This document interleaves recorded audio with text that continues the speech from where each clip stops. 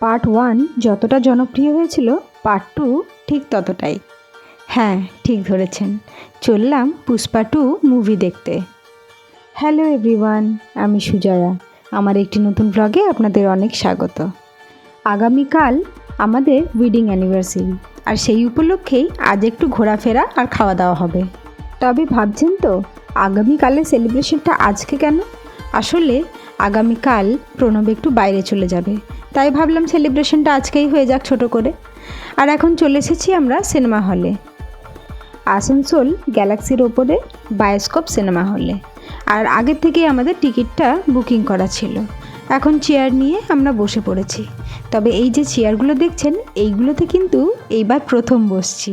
তাড়াহুড়ো করে হলে ঢুকে দেখি মুভি শুরু হয়ে গেছে, মানে জাস্ট সবে শুরু হয়েছে। যাই হোক, প্রথম থেকেই দেখতে পেয়েছি। তবে চেয়ারের বর্ণনাখানা আপনাদেরকে ইন্টারভেলের সময় দেব। মুভিটা তো বেশ বড়, প্রায় 200 মিনিটের মুভি, তা ইন্টারভেলটাও অনেকটাই দেরিতে হলো।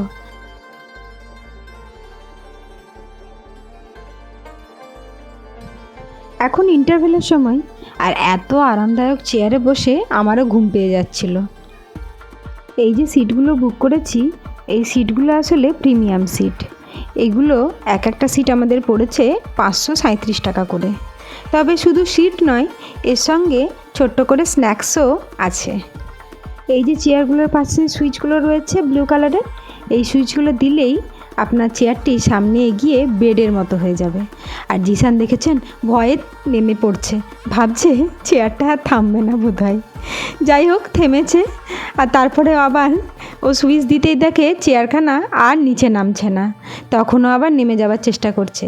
ওকে বলে বলে অনেক কষ্টে সেই সুইচটা আবার বন্ধ করানোর চেষ্টা করা হয়েছে, তারপর সেটা চেয়ারে পরিণত হয়েছে।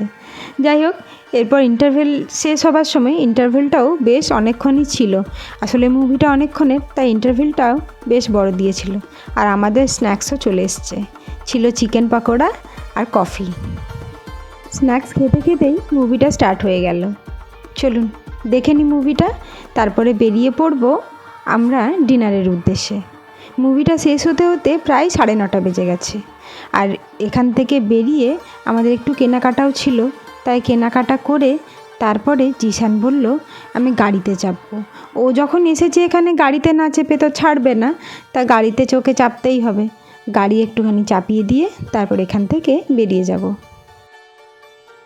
জিসানের যে কোনো সেলিব্রেশন মানেই কেক কাটা, ও এটাই বোঝে।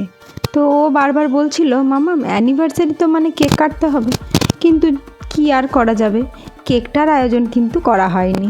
যাই হোক, ওকে বোঝানো হয়েছে পরে একদিন বাড়িতে সবাই মিলে কেক কাটবো। এখন রেস্টুরেন্টে চলে এসেছি। ভেতরে গিয়ে দেখি ভিড় ভালোই রয়েছে, তা ঝটপট করে অর্ডারটা দিয়ে একটুক্ষণ পরেই খাবারও চলে এসছে আমাদের। দিনটি তো বেশ ভালোই গেল। তবে আজকের ভ্লগটি এখানেই শেষ করছি। আপনাদের সঙ্গে দেখা হবে আবার একটি নতুন ভ্লগে। ততক্ষণের জন্য টাটা।